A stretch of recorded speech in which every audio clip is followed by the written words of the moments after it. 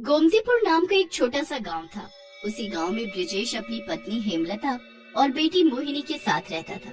एक रोज ब्रिजेश की तबीयत काफी खराब हो जाती है और वो अपनी पत्नी हेमलता से कहता है, अरे भाग्यवान, एक तो पैसों का कुछ इंतजाम नहीं हो पाया है, ऊपर से मेरी तबीयत और खराब हो गई है। समझ नहीं आ रहा है कि गौरव बेटे के कॉलेज की फीस का इंतजाम कैसे हो पाएगा। कल ही शहर से गौरव का फोन आया था कि इस महीने कॉलेज की फीस पूरे 5,000 रुपए देनी है। अब तुम ही बताओ कि छोटी सी नौकरी में भला मैं 5,000 का इंतजाम कैसे कर पाऊंगा। अजी एक तो पहले ही घर में खाने के लाले पड़े हैं, ऊपर से गौरव के कॉलेज की फीस कैसे भर पाएंगे हम। तभी मोहिनी वहाँ आती है और माँ पिताजी से कहती है, ओहो माँ पिताजी, आप काहे को इतनी टेंशन लेते हो, और वैसे भी अब आपकी बेटी बड़ी हो गई है, इसलिए कल से मैं भी बाहर काम करके पैसे कमाऊंगी। और देखना पिताजी, हम दोनों मिलकर काम करेंगे तो घर का खर्चा भी चला पाएंगे और गौरव भैया की कॉलेज की फीस भी भर पाएंगे। अच्छा, तो तू बाहर खड़ी हमारी बातें सुन रही थी, पर जवान बेटी बाहर जाकर काम करे ये ठीक नहीं है। क्यों माँ, क्या बस बेटे ही घर से बाहर काम के लिए जा सकते हैं, बेटियाँ नहीं? मैंने भी तो 12 तक की पढ़ाई की है, और वैसे भी आजकल बेटियाँ भी बेटों से कम नहीं है। बात तो बिल्कुल सही कही मेरी लाडो ने। तो फिर मैं कल से खेमू काका की चाय की दुकान पर चाय बनाकर बेचने का काम करूंगी। मैंने उनसे पहले ही बात कर दी थी, और पता है काका हर महीने काम के मुझे पूरे 5,000 रुपए देंगे। और इतना ही नहीं, अगर मैंने ज्यादा और बढ़िया काम किया तो वो मुझे पैसे भी ज्यादा ही देंगे। फिर अगले ही दिन से मोहिनी खेमू काका की दुकान पर चाय बनाकर बेचने का काम करने लगती है और आवाज लगाकर लोगों को अपनी दुकान की ओर आकर्षित करने लगती है। आओ जी आओ, भैया भाभी, सर मैडम, भाई साहब, जरा हमारी दुकान की स्पेशल चाय तो पी कर देखो। अरे जो एक बार हमरे हाथों की बनी चाय पिएगा वो एकदम तरोताजा हो जाएगा। तभी चाय की दुकान के पास एक कार आकर रुकती है। कार से कमल नाम का एक लड़का बाहर आता है और मोहिनी से बोलता है, तुम्हें तो इस चाय की दुकान पर पहले कभी नहीं देखा। यहाँ तो वो बूढ़े काका चाय बनाते थे ना। अजी साहब, आपको उन बूढ़े काका के हाथ की चाय पीनी है तो मैं अभी उन्हें ही बुला देती हूँ। अरे अरे, मैं तो मजाक कर रहा था। और वैसे भी इतनी सुंदर लड़की हमें चाय बनाकर पिलाए, इससे अच्छी बात और क्या होगी। ऐसा करो, 3 कप चाय बना दो। तभी कमल की कार से उसके 2 दोस्त अनिकेत और कार्तिक बाहर आते हैं और बोलते हैं, क्या बात है, इस बूढ़े काका की दुकान पर ये चाय बेचने वाली छमिया कहाँ से आ गई। मोहिनी सभी को चाय पकड़ाती है।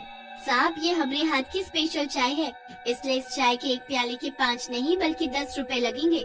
तभी कार्तिक मोहिनी को चाय के पैसे देते हुए उसका हाथ पकड़ लेता है। अरे तुम 10 रुपया क्या, हमसे जितने भी पैसे मांगोगी हम देने को तैयार हैं, और शर्त ये है कि तुम ये चाय हमें अपने कोमल हाथों से पिलाओगी। मोहिनी कार्तिक से अपना हाथ छुड़ाती है और बोलती है, लगता है आपको चाय के साथ साथ हमरे हाथ का कड़क थप्पड़ भी खाना है। अरे यार कमल और कार्तिक, तुम दोनों ने जहाँ सुंदर लड़की देखी नहीं कि लाल टपकाना शुरू कर देते हो। आप चाय पियो और चलो यहाँ से, इससे पहले कि ये लड़की हम तीनों को थप्पड़ जड़े। फिर वो तीनों दोस्त चाय पीकर वहाँ से चले जाते हैं। उनके जाने के कुछ ही देर बाद मोहिनी की चाय की दुकान पर चाय पीने वालों की भीड़ लग जाती है। सभी मोहिनी की बनाई हुई चाय की खूब तारीफ करते हैं। फिर मोहिनी रोज चाय की दुकान पर जाकर चाय बेचने लगी और उसकी बनाई हुई चाय की चर्चा दूर दूर तक होने लगी थी। एक रात मोहिनी अपने माँ पिताजी से बोलती है, देखना पिताजी, एक दिन मैं अपनी खुद की चाय की दुकान खोलूंगी, फिर आपको छोटी मोटी नौकरी करने के लिए यहाँ वहाँ धक्के नहीं खाने पड़ेंगे। फिर हम तीनों मिलकर चाय की दुकान में खूब मेहनत करेंगे और खूब सारे पैसे कमाएंगे। अगले दिन मोहिनी फिर से खुशी खुशी दुकान पर जाती है और चाय बनाने लगती है। दुकान पर काम करते हुए उसे सुबह से रात हो जाती है कि तभी उसकी दुकान के सामने आकर कार रुकती है। कार से कार्तिक बाहर निकलता है और देखता है कि दुकान के आसपास कोई नहीं है। तभी कार्तिक चाय लेने के बहाने से मोहिनी का हाथ पकड़ लेता है और उसे दुकान से बाहर निकालकर उसके साथ छेड़खानी करने लगता है। साहब, ये क्या बदतमीजी है, देखो मेरा हाथ छोड़ो, नहीं तो मैं शोर मचाकर सबको इकट्ठा कर लूंगी। तभी कार से अनिकेत और कमल बाहर आते हैं। आज तो हम लोग तुझे छोड़ने वाले नहीं है। फिर तीनों दोस्त मिलकर मोहिनी के साथ छेड़खानी करने लगते हैं कि तभी मोहिनी को जोर से चिल्लाते देख कार्तिक अपने हाथ से मोहिनी का मुंह बंद कर देता है। कुछ देर के बाद जब वो मोहिनी के मुंह से हाथ हटाता है तो मोहिनी जमीन पर गिर पड़ती है। हे भगवान, इस चाय वाली को क्या हो गया? कहीं दम घुटने की वजह से ये मर तो नहीं गई? यार कार्तिक, तूने इसका मुंह बंद करके सही नहीं किया। इस बेचारी को हम लोगों ने मार डाला। अनिकेत की बात से कार्तिक और कमल बहुत डर जाते हैं और फिर वो तीनों अपनी कार में बैठकर वहाँ से भाग जाते हैं। दम घुटने की वजह से मोहिनी की मौत हो जाती है और वो एक चुड़ैल में बदल जाती है। तभी चुड़ैल बोलती है, इन बदमाशों ने मेरे साथ सही नहीं किया, इन्हें तो मैं छोड़ूंगी नहीं। पर अब मैं क्या करूं? कल तो खेबू काका मुझे काम के पैसे देने वाले थे। उन पैसों से मुझे गौरव भैया के कॉलेज की फीस भरनी थी। मुझे कुछ तो करना ही होगा। फिर चुड़ैल अपनी लाश को वहाँ से गायब करके उसे जंगल में छुपा देती है।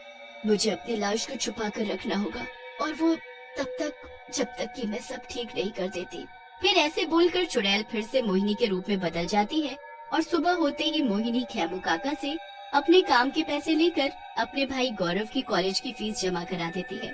फिर चुड़ैल मोहिनी के रूप में चाय की दुकान पर जाकर पहले की तरह ही चाय बनाने लगती है। तभी मोहिनी की दुकान के पास चाय पीने वालों की भीड़ लग जाती है।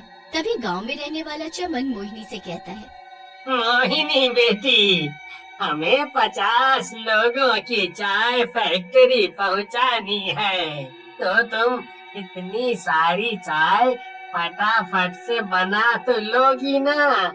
वो क्या है कि हमें तनिक जल्दी है। अरे चमन काका, आपको पता नहीं है शायद कि हमारे हाथों में जादू है।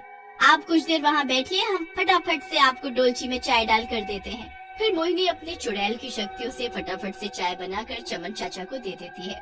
फिर क्या था, मोहिनी रोज अपनी चुड़ैल की शक्तियों से फटाफट से चाय बनाकर लोगों को पिलाने लगी। एक रोज मोहिनी चाय बनाते हुए सोचने लगती है, अगर ऐसे ही हमारा चाय का धंधा चलता रहा तो एक दिन सब ठीक हो जाएगा, हमारे घर की गरीबी के दिन दूर हो जाएंगे। मोहिनी ऐसा सोच ही रही थी कि तभी मोहिनी की दुकान पर कमल अपने दोस्तों के साथ आता है और बोलता है, अरे यार कार्तिक, ये क्या? ये लड़की चाय वाली तो बिल्कुल सही सलामत हमारी आंखों के सामने खड़ी चाय बना रही है। चल जरा इसके पास जाकर देखते हैं कि आखिर ये लड़की जिंदा कैसे है। ऐसा बोलकर कमल, कार्तिक और अनिकेत तीनों मोहिनी के पास जाते हैं। मोहिनी उन तीनों को देखते ही आग बबूला हो जाती है। तभी मोहिनी को बहुत गुस्सा आता है और वो मोहिनी से चुड़ैल के रूप में बदल जाती है। अरे कमबख्त, तो तुम क्या मुझे नहीं छोड़ोगे? अब तो मैं तुम्हें नहीं छोड़ने वाली। तुम तीनों की वजह से ही मैं एक चुड़ैल बनी हूँ और अब मैं तुम तीनों में से किसी एक को भी जिंदा नहीं छोड़ूंगी। तुम तीनों ने मिलकर मेरे साथ बदतमीजी की और मेरा मुंह बंद करके मुझे मार डाला। अरे तुम्हें पता भी है मेरी मौत से मेरे गरीब माँ पिताजी पर क्या बीतेगी। अपना घर चलाने और अपने भाई के कॉलेज की फीस भरने के लिए मुझे अपनी लाश को जंगल में छुपाना पड़ा ताकि मैं फिर से मोहिनी के रूप में चाय बेचने का काम कर सकूं। हमसे सच में बहुत बड़ी गलती हो गई। हमें मालूम नहीं था कि उस दिन तुम्हारा मुंह बंद कर देने से तुम्हारी मौत हो जाएगी और हमने जो तुम्हारे साथ बदतमीजी की उसके लिए हम तीनों दोस्त बहुत शर्मिंदा हैं। हमें माफ कर दो, हम तुम्हारे आगे हाथ जोड़ते हैं। तभी चाय की दुकान पर कुछ लोग आ जाते हैं और चुड़ैल को देखकर उनके होश उड़ जाते हैं। चुड़ैल रोते हुए बोलती है, चमन चाचा, मैं चुड़ैल ही मोहिनी हूँ। फिर चुड़ैल सभी को सारी बात बताती है। तभी चाय की दुकान पर खेमू काका और मोहिनी के माँ पिताजी भी आ जाते हैं। हे भगवान, मैं ये सब क्या सुन रहा हूँ? मेरी मोहिनी को तुम तीनों बदमाशों ने मिलकर मार डाला। माँ पिताजी, आप रो नहीं, अब जो होना था वो तो हो गया, पर जब मेरी सच्चाई सभी के सामने आ ही गई है तो मैं चाहती हूँ कि इन तीनों दोस्तों को सजा के रूप में इन्हें मेरे माँ पिताजी के लिए एक बड़ी सी चाय की दुकान खोल कर दे ताकि मेरे माँ पिताजी को काम मिल सके। फिर तीनों दोस्त मिलकर अपने पैसों से मोहिनी के नाम की एक शानदार चाय की दुकान खोलकर उसके माँ पिताजी को देते हैं और साथ ही सभी मिलकर मोहिनी की लाश का पूरे विधि विधान के साथ क्रियाकर्म करते हैं, जिसके बाद से मोहिनी की आत्मा को शांति मिल जाती है और वो हमेशा के लिए वहाँ से गायब हो